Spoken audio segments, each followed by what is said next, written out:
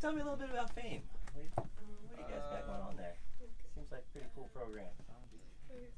Foundation for Advancement of Music Education. Cool. What kind of stuff you guys do there? We have a jazz band that we started. Cool. We had an orchestra. Yeah, about 2 years An ago. orchestra? Very cool.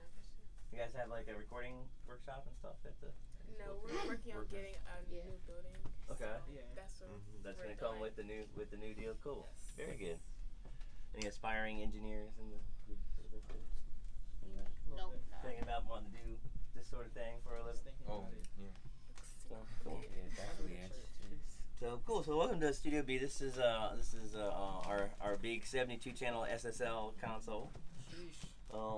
Solid State Logic is the name of the company that makes it.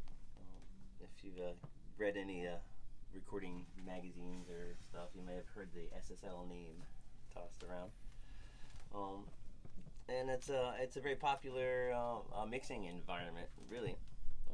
So this is a traditional mixing board, or console as we call it. And this one does have 72 channels. We don't have all 72 of them turned on at the moment because it generates a lot of heat. You put your hand see where these little small faders are. Go ahead and on the channels that are turned on, you can feel how warm the console runs. Oh yeah. So it seems like a heater. Nice and hot. It's nice in the winter, but it sucks in the summertime. Oh, wow. Oh my God. So we usually don't need to use as many channels as the board has, so we keep them turned off. We can turn off the 8 channels at a time. We call these buckets. So we can turn off buckets that aren't being used to kind of just keep the room cool.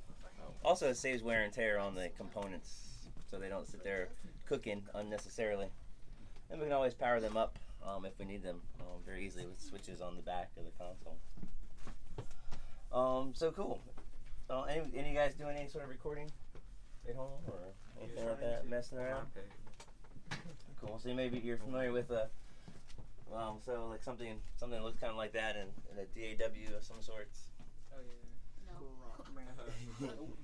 So yeah, whether it be a GarageBand or Logic or FL Studio or Pro Tools. Yeah. So that mixer environment where we can load a plugins for like EQ and stuff like that. That whole concept came from this traditional setup where we have a recording and we play the recording back into a mixing environment, and then from the mix environment we can send various tracks off to get various effects applied to it. So that's basically what's going on here, just out in the hardware analog world. So it takes up a lot of space and everything runs hot.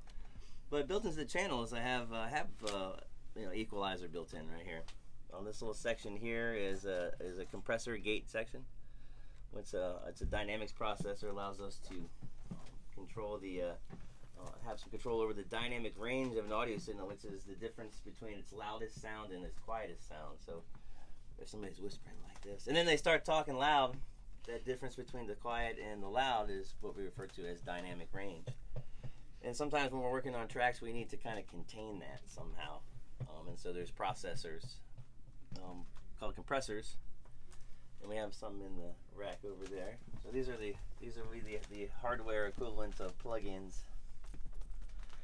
These processors that allow us to control the dynamic range and contain that audio signal. If it tries to get too loud, we can kind of keep its volume down some. So we got some of that stuff built into the channel, and then also the ability to take the signal that's happening in a channel and send it off for effects processing into one of those devices, or this is also an effects processor here, but they have a little bit of a reverb sound going on now. So in addition to that, I can also, when I'm ready at some point in the mix, I can program these channels, these faders, to go up and down throughout the course of the song. Turn the channels on and off, automate various switches to turn on and off, whatever needs to happen during the course of the mix. And then when everything's all set, when we play the song back, the faders will be moving by themselves, channels will be turning on and off by themselves, and we can adjust it and tweak things to get the track happening.